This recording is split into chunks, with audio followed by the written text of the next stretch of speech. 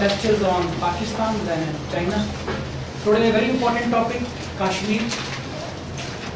So it is burning topic since last 6-7 decades, and I hope it will remain burning for another couple of years. After the lecture, if we will have a time, then we will go for the question and answers. As you mentioned, the topic for the day is Kashmir. Before I go into nitty-gritty whole mechanics of Kashmir, just for the sake of interest, I want to tell you very briefly what the Kashmir was at one time. You know, J&K originally comprised of a number of small states, both Hindu and Muslim, long time back, ancient times. And it was then known as Punjab Hill States. And those of you who don't know, Punjab of those days was a very big state. It comprised of present Punjab of East and West Pakistan, Haryana, Marshal, Delhi. All this was one state, Punjab, river of five, state of five rivers. Now, slowly it came under control of the Mughals. It became vessels of the Mughal Empire from Akbar onwards. He took full charge of the state. And finally, this whole region fell to Maharaja Ranjit Singh, his empire. It became part of Maharaja Ranjit Singh's empire. Now thereafter, the British came in. Maharaja Ranjit's empire fitted away, internal fighting, long things happened. And British came in despite a treaty that they will not cross Satluj, and Maharaja Ranjit will not cross Satluj southward. They came and Anglo-Sikh wars were fought. I think 2-3 wars were fought. And in this Anglo-Sikh war, very first one, the Sikhs, it was fought in 1845. And the Sikhs lost this war, not because the Sikhs were not good fighters or not brave enough, because of the perfidy of a leader among the Maharaja Ranjit's troops. That leader was a Dogra leader. Actually, there were two brothers who joined Maharaja Ranjit Singh as a foot soldiers and rose to be in the top hierarchy of admin and the military. And just as the war was being won by the Sikhs and near Firozpur, these Dogra gentlemen, Gulab Singh was his name, he swapped over to the British. And when the British were thinking of withdrawing, they were under such heavy pressure from the Sikhs. He changed over and the Sikhs lost the battle. East India Company, in gratitude, gave him the Kashmir at a nominal price of 75 lakh. Thus came into existence a dynasty, the Dogra, who ruled Kashmir from then onwards till 47. So that is the background. I thought I'd just tell you, for the sake of interest. There is nothing much to do with the topic of the day, really speaking. Now when the British came and took over, like I mentioned to you during my earlier lecture, British exercised suzerainty over all the Indian states. So was the case with J&K. So they exercised suzerainty over Kashmir, which came to an end with the Independence India Act 1947. Now with this act coming into being, the princely states were told, as I mentioned to my earlier lecture, as a part of today's lecture, we have already covered by talking of Pakistan. They were told you are at liberty to join India, Pakistan, or independent. Now, Maharaja Hari Singh was being pressurized by Muhammad Ali Jinnah. because Jinnah felt Kashmir was a Muslim state, although Raja is a Hindu, but it is a Muslim state. And he was very keen to take over. He even pressurized Hari Singh to exercise option in favor of Pakistan. But he was vacillating, he couldn't make up his mind. Hari Singh was more inclined towards being independent than joining India or joining Pakistan. Being apprehensive that Hari Singh might join or might declare independence, Muhammad Ali Jinnah attacked Kashmir. He used the tribals, they were the main fighters, and they were led by the regular Pakistan leaders. So leaders, senior leaders were the regular troops, and actual fighters were the tribals. Now, this war carried on for some time. What happened unfortunately for Maharaja was all the Muslim, Maharaja state forces swapped over also. Some Muslim dominant, predominantly Muslim towns like Punch and Mirpur also revolted against Maharaja. So things turned totally against the Maharaja, and he found he was losing the battle very fast. He could not contain the Pak offensive towards Srinagar and Srinagar. He in panic sought help from Nehru. Please help me on it. Nehru followed legalistic line as per the stencil agreement. Nehru said, I cannot send troops into Kashmir unless you sign the accession to India. He had no option finally to sign the accession to India on 26th October 1947. Now this is the point which Pakistan raises again and again, that Maharaja Hari Singh did not sign accession voluntarily. It was not his own option. He was pushed, he was coerced into signing by India. Therefore, it was not a natural accession to India. That is the position Pakistan has taken. Very upset that India accession has been signed in favor of India.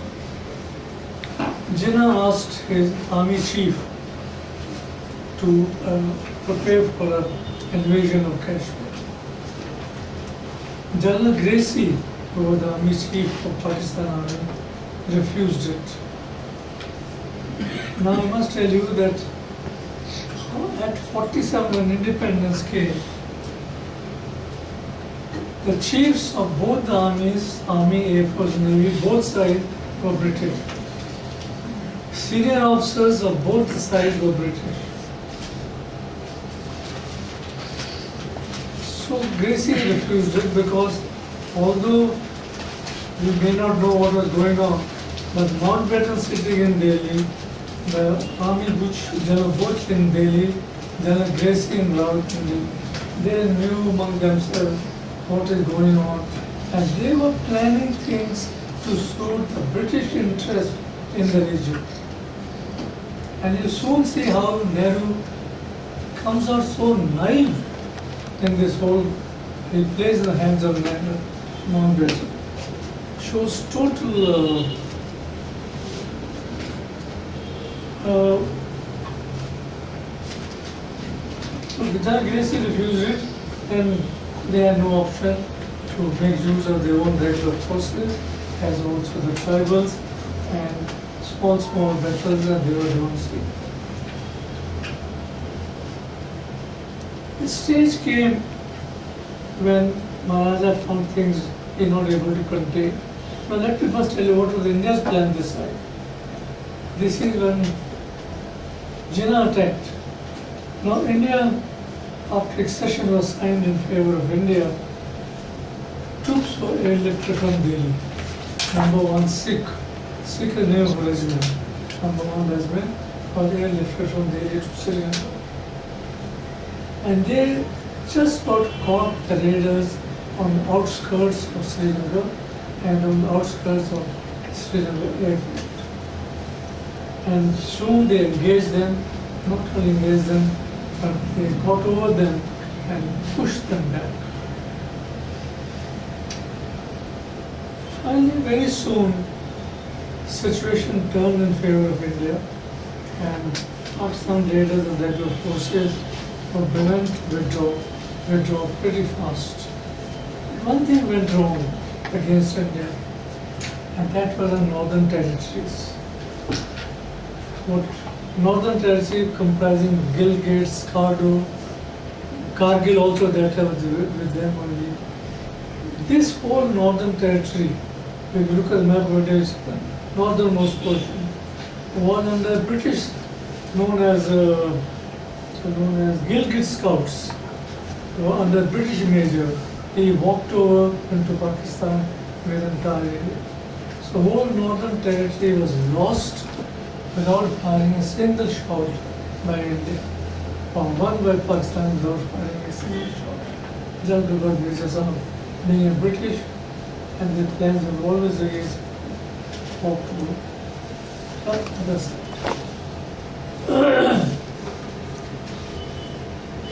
Now, just as at a time when the Pakistan raiders were on the run, war was almost won by India, Nehru decided to go to United Nations. Against the advice of Indian generals, saying that enemies on the run, we are chasing them, is a matter of a week, they will be beyond the international border, whole J&K will be secured. And Nehru, idealist that he was, he wanted to be seen internationally as a fair man. He walked into UN asking for intervention. More than that, Nehru played in the hands of Mountbatten. It was Mountbatten who advised him to go to UN. Because British felt that if Indian troops keep advancing, they'll come very close to Rawalpindi and Mangala Dam. Both were very critical. British felt that if India reaches up to Rawalpindi, Pakistan will collapse before it is fought. So British came indirectly to the help of the Pakistan in Kashmir. Second thing that went wrong when Nehru went to United Nations, he went under wrong charter, under wrong reference. He went under Article 35, Chapter 6, which says dispute between the nations.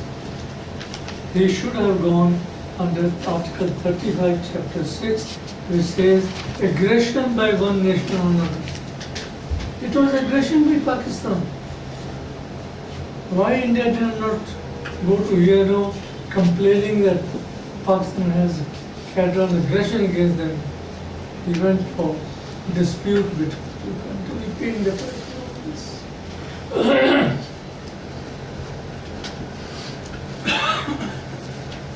Now, little later, when the case was being argued in the United Nations, the British leader, who was the Secretary Home, I think, at England, he fought absolutely against India.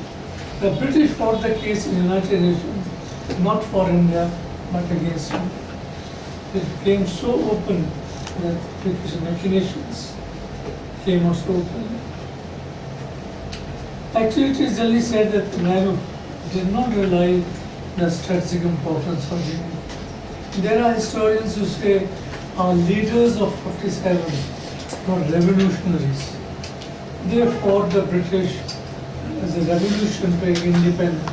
They had no diplomatic acumen. They had no, should I say, political maturity, or even for that matter, diplomatic acumen. That's why I use that word. Nehru comes out of Kashmir, whole thing as a very naive man. Fortunately, unfortunately, so did his daughter Indira Gandhi comes out exactly like her father after 71 war. All that the soldier got with his blood, the political leaders gave away to Pakistan. Strategic places we returned. We didn't settle the border. That is unfortunate part. In fact, they say, had the Indian leadership shown some sense, the history of Kashmir would have been very, very different. Anyway, the ceasefire was finally arranged on 31st December 1948. And look what happened. Pakistan walked away with 2/5 of Kashmir. India was left with 3/5 of it. One very unique feature I must mention of war in Kashmir, that there never happened elements of human conflict. And that both opposing army were led by a third country leaders. It never happened in the history of human conflict. Both the armies, opposing armies, were led by a third world country, British in this case. Pakistan, India, but led by the British. As I mentioned earlier also, leaders, army commanders, senior, all were from British side. It doesn't finish here, the British machinations. Mountbatten was made Governor General of India by Nehru. He sought similar position. Jinnah said, go to hell. I'll be the Governor General. Jinnah made himself Governor General. Nehru had a weakness for Mountbatten in the family. Leave it at that. Now, what Mountbatten did, as a constitutional head of the country, he started chairing the Defense Committee meetings with Nehru as a Prime Minister and Patel as a Home Minister sitting in attendance. Constitutionally wrong. Prime Minister sitting as a member and constitutional head of the state is chairing. Why did Mountbatten do all this? So all the machination, all the planning which were going on in the war in Kashmir, they could influence the decisions. And they did it. I'll give you examples. Mountbatten totally influenced the decision, manipulated the decision, not only influenced, but manipulated the decision when Nehru and Patel never thought of.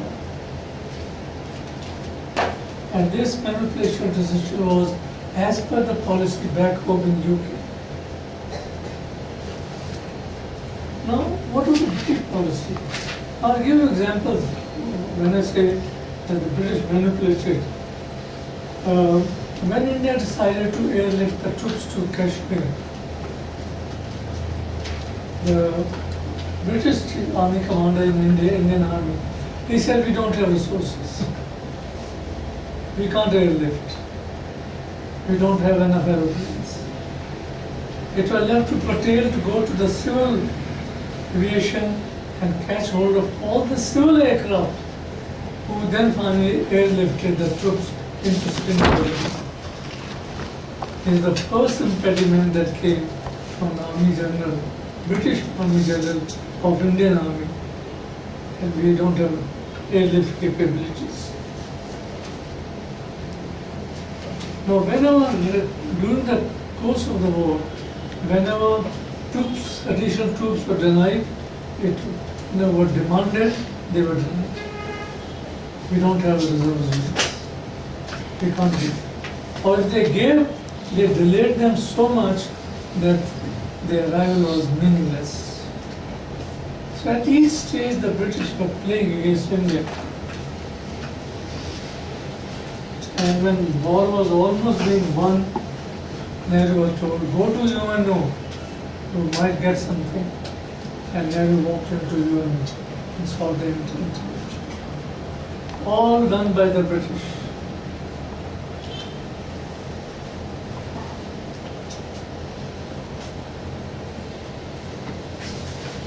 During the planning of the war, the British were acting as a great encouragement. Okay, you might ask me, why the British were so pro-Pakistan and anti-India? The British in 47 was still a global power. Americans were on the periphery, not yet a global power, and they were willing to follow the British as a leader.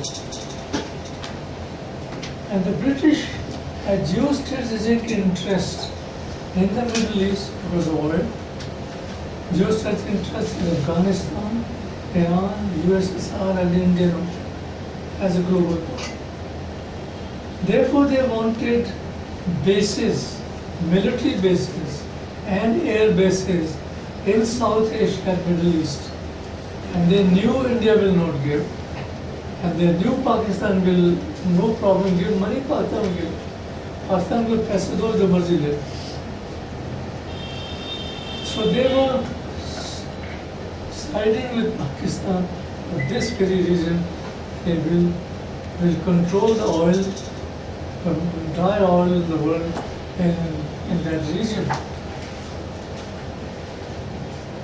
This was the reason I think the British was siding. What more can they say? Being a Muslim world, they felt is the second largest Christianity. They felt is the side of community, people who are second largest in the world. Okay, now coming back to the, after Nehru went into United Nations seeking intervention, the Security Council passed a resolution on August 13, 1948. And this resolution was in 3 parts. You may like to note down this. Part 1 dealt with ceasefire order, which will come into effect on 5th January 1949. That means a year and a quarter war had gone before ceasefire took place. Part 2, the truce agreement. What was that truce agreement between India and Pakistan? I'll read out exactly as given in that booklet, in that resolution. Pakistan to withdraw its troops from the state. Number 1. Pakistan to withdraw tribesmen and Pak nationals who had entered the state of JK, normally not resident. That meant Pakistan to withdraw regular forces, irregular forces, and other Pakistanis who happened to go across for some reason or other, normally not resident. After Pakistan has withdrawn, and withdrawal will be confirmed by the UN Commission, India will then withdraw bulk of its forces. And the Indian forces will remain till Pakistan withdraws.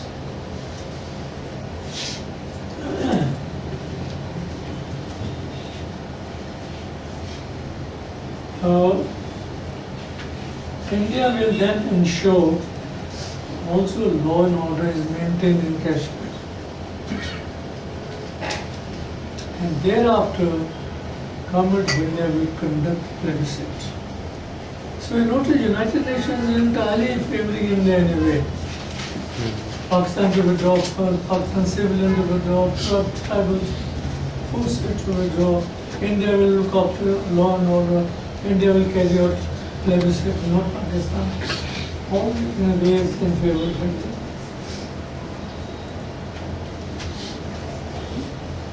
And also assurance was given to India by the UN Commission, which said security of J&K will rest with India.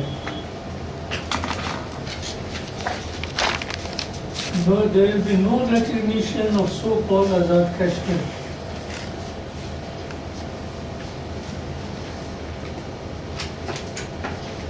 Territory occupied by Pakistan will not be consolidated by Pakistan.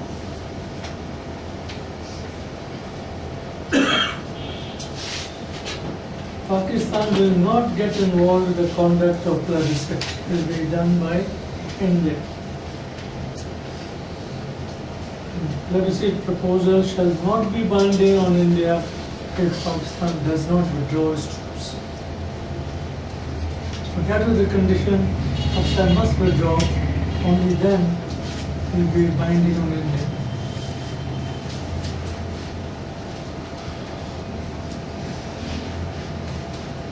What happened? Pakistan did not withdraw its own unit, and therefore no plebiscite was carried out. Then the United Nations came out with another proposal. All right, you will both withdraws in synchronization with one another. Actually, withdraws simultaneously. Synchronous withdraw together, which India rejected. So we're back to status quo ante. This position as obtains today, India says Kashmir is legally India integral part. Legal and integral part of India. Pakistan's stand is, as of today, that Kashmir is an unfinished agenda of partition.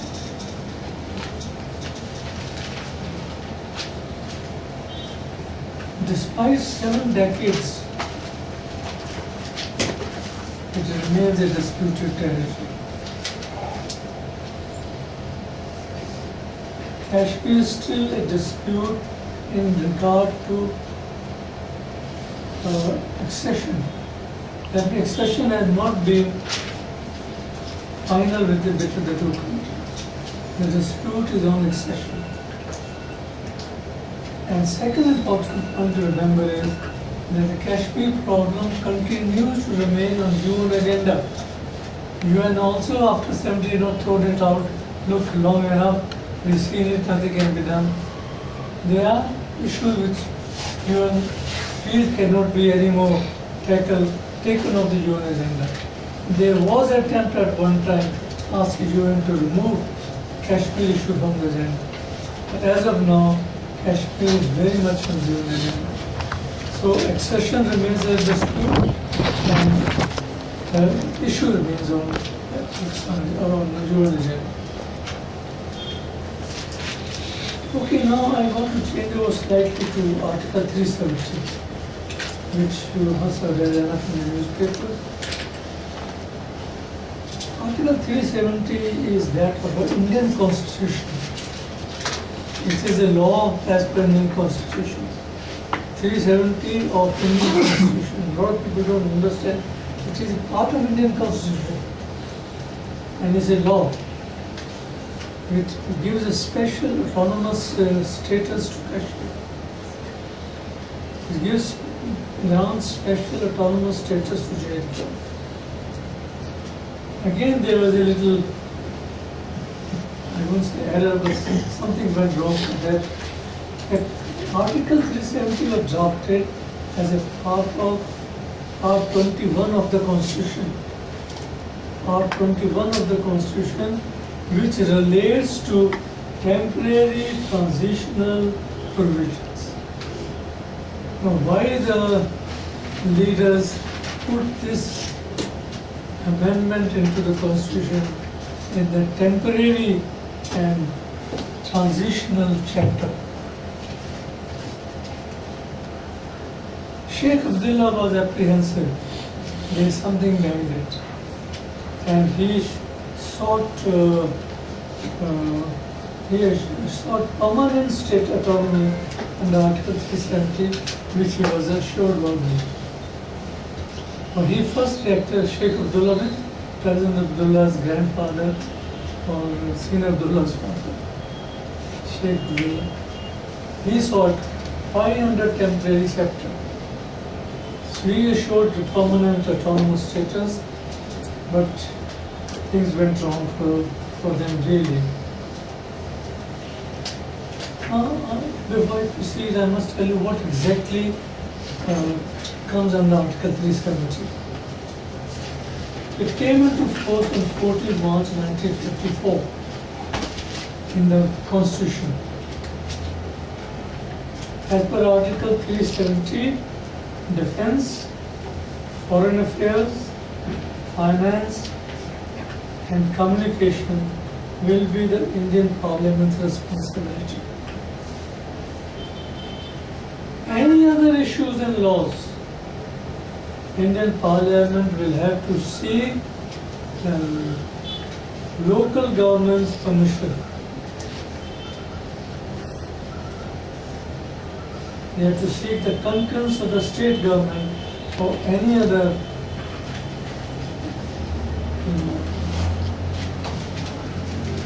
Thus you notice under Article 370, Kashmir is laid under separate laws on property, marriage, citizenship, all things.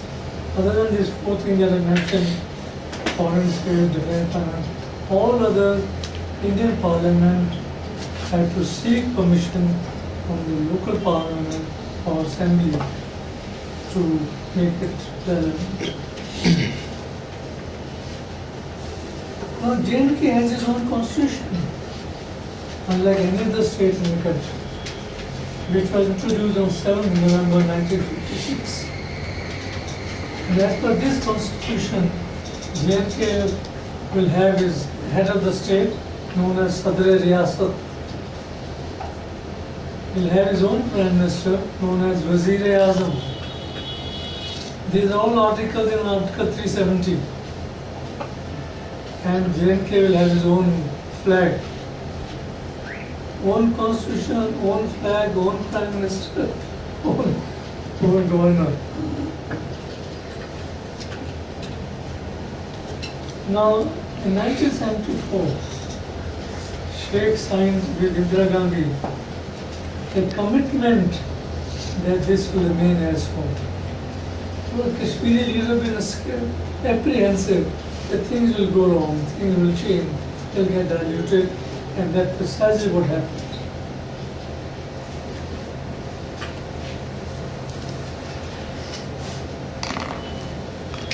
The Article 370 gradually began to be diluted, all by the Congress government. All major provisions were taken away, slowly, from the constitution. There is no Sadr-e-Riyasat, there is no Wazir-e-Azam.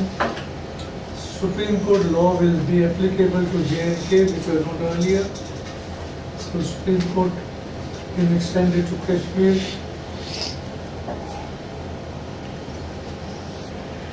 All that remains is special status as per 370, the flag and the constitution of Kashmir.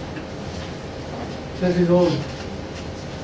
The present government wants in fact abrogation of the Article 370. Changes were brought by the Congress government, but the BJP that wants the abrogation. And there are enough arguments for and against abrogation. Enough arguments you can argue either way, in some way very clearly. But the point to mention here is that Article 370 is entrenched deep in the psyche of the Kashmiris. It is an identity, this symbol of their identity. Kashmiris are very unhappy that whole Article 370 has been diluted to that extent. And now if you remove it altogether, it will be very unfortunate for Kashmir that we are going back on what we have promised them. They agreed to all this, and we agreed to give them all this. We are backing out. Okay, a little diversion. Now coming back to what is the present situation now in Kashmir.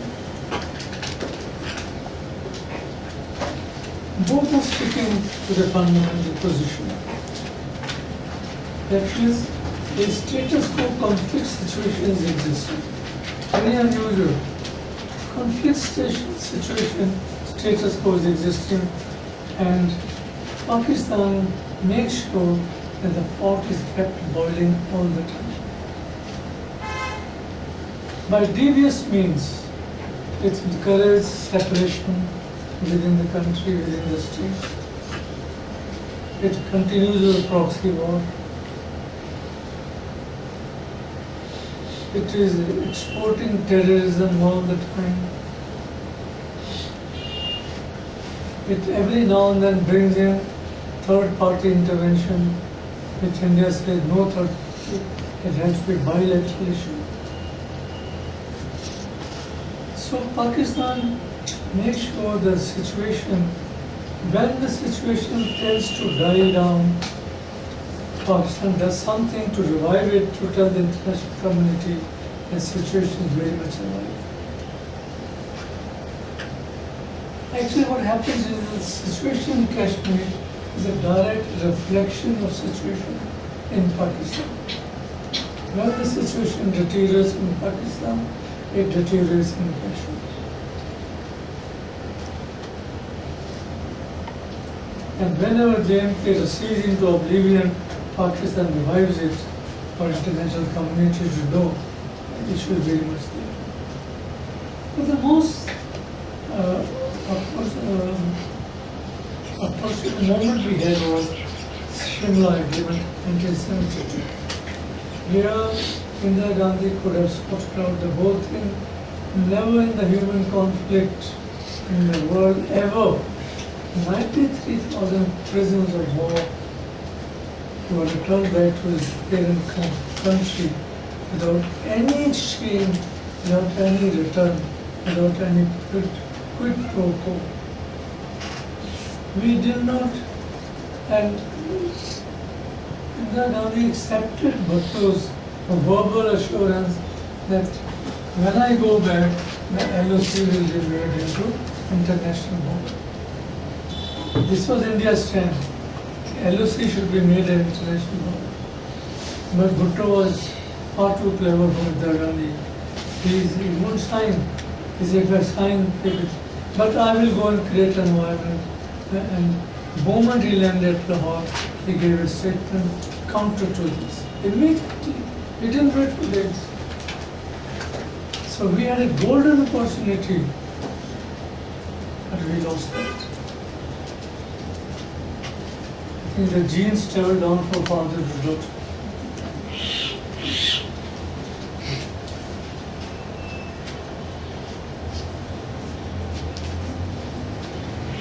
And Pakistan for some reason doesn't respect all the treaties not of any length of time. One of the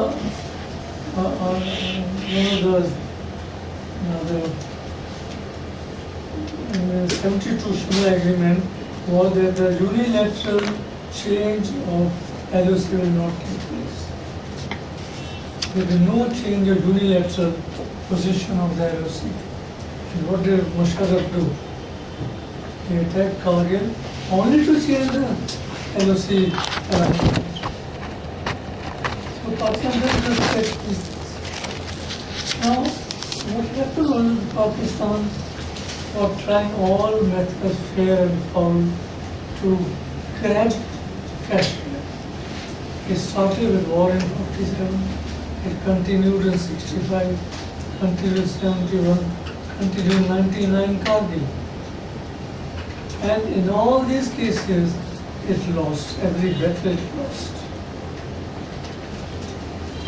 It then realized, after so much human loss, that Pakistan in no way can win a war from India on a conventional basis. It cannot win a war from a conventional war from India. And if that be so, how does Pakistan get Kashmir? So they evolved a strategy. And the strategy was what they call sub-conventional war. That means Pakistan will raise sub-conventional war against India. Ladies and gentlemen, sub-conventional war doesn't cost much. It doesn't need money, doesn't need many resources, doesn't need many weapons. It needs some people who will keep going and keep putting problem all the time. That Pakistan has been doing for the last 2 decades. Now, jihad is one form of separation. Terrorism is another. Terrorism by non-state actors. Now Pakistan said, we are not doing anything. Pakistan army is not doing anything. We are LAD and LET and the Lakshmi and all other people. They are doing it. We have no control over that. So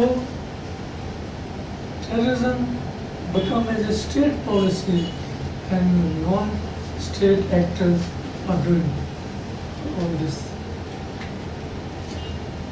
And this sub-conventional war, as I just said, it's a low-cost, low-risk option for the country that raises it. But India is paying heavy price. This is what Bhutto said, we teach India a lesson, 1,000 cuts. These are 1,000 cuts that we suffer. Every day there are couple of jihadis walking or fidais walking, kill one or two. We pay the price. They are fidais, they are willing to die, or they go to heaven and they get Huran. You know what is Huran in Urdu? Virgins. They'll go to heaven. This is their thinking. So they are volunteers who are willing to go across and kill and get killed. We can't afford to do that. So we pay very heavy price on this. So sub-conventional war is one aspect. The second thing with their war was the nuclear policy. They realize they can't win a war, conventional war. And how do we do it? How do we secure ourselves that India doesn't respond to our low conventional war, sub-conventional war? So they went in for nuclear power, nuclear energy, and with the help of the Chinese and Koreans, they had weapons, nuclear weapons. And now this nuclear capability gave Pakistan a full rope to act freely without any fear of response or retribution from India. And its effect, you've seen it. They attacked Akshardham Temple, they attacked our parliament, they attacked Bombay, and what did we do? Nothing. We couldn't do anything. Only option was to go attack, and they said, you attack, we have nuclear.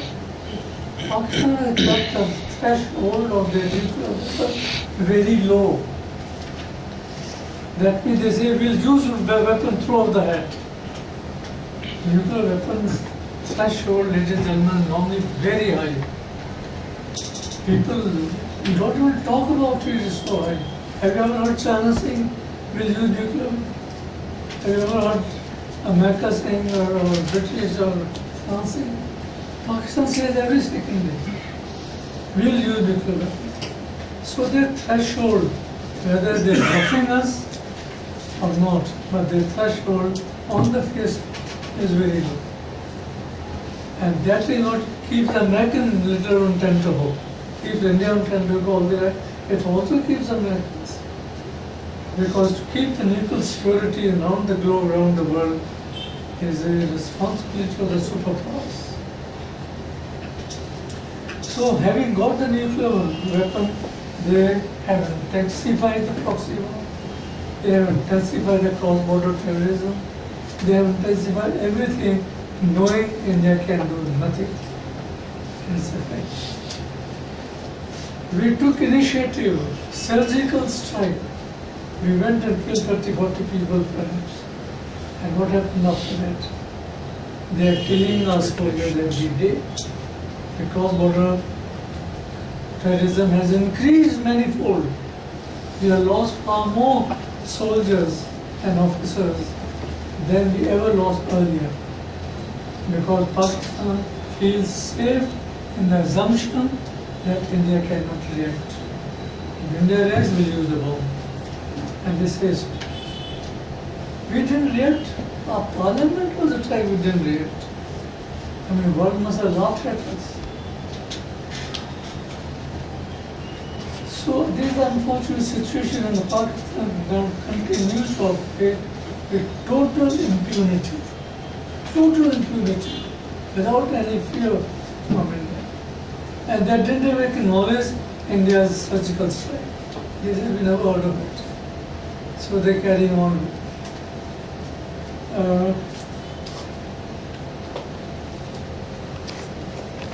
only give you example Bombay and all this thing.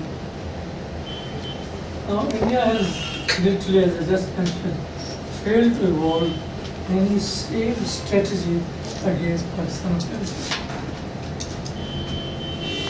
How to counter proxy war without letting nuclear weapons come into the equation. That is India's fear. Okay, we can take on Pakistan, but how to prevent nuclear weapons coming into the game? That is India's problem. Because as I just said, Pakistan nuclear threshold is very good. Pakistan has now gone and made tactical nuclear weapons. Exactly what the Americans did against the Soviet Union. Tactical weapons are weapons which can be used in the battleground, in the battlefield. Unlike the bomb which takes on massive area, tactical weapons, small area, like a rocket or what, such small area. So Pakistan now made those weapons. Now India's problem is how to raise the cost of the low-cost war, low-risk war against Pakistan. We are not funding an answer. And the result is that Pakistan continues to bleed India without any fear of retribution.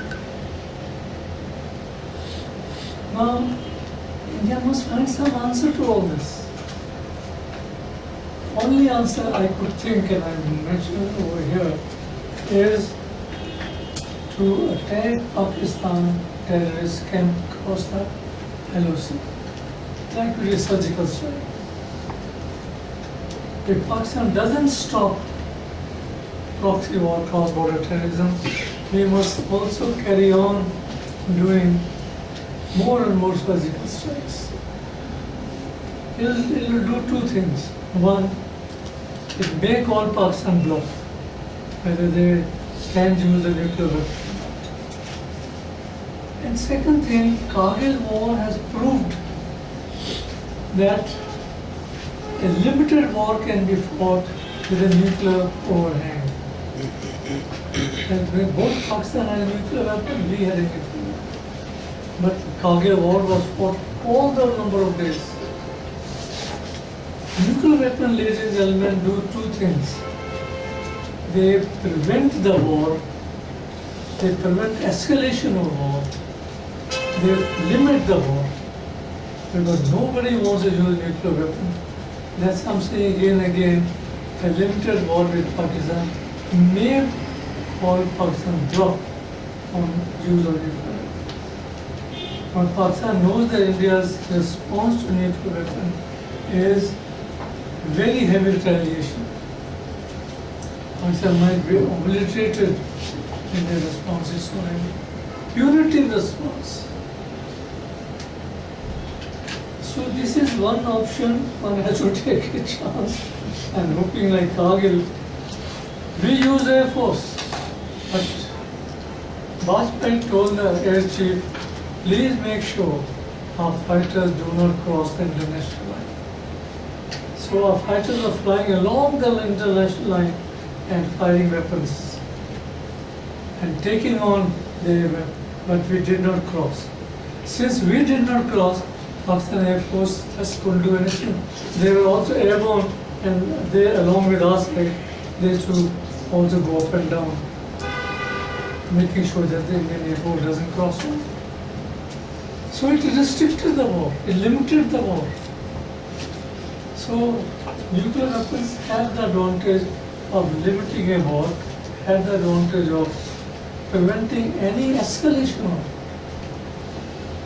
So many wars, limited wars have taken place around the world after World War II, but nobody has used the nuclear weapon.